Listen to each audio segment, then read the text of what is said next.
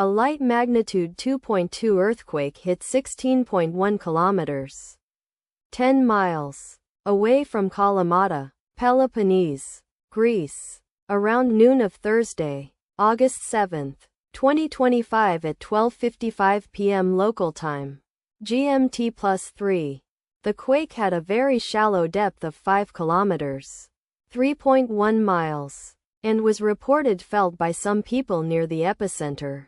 First to report, auth after 3 minutes. The earthquake occurred 2 minutes after a magnitude 2.2 earthquake had hit on Thursday, August 7, 2025, at 12:53 p.m.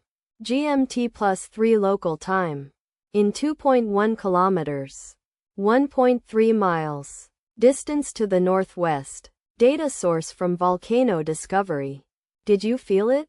Let us pray. May the earthquake that occurred not affect our brothers and sisters there. May the earthquake not happen again. And may God protect everyone. Amen.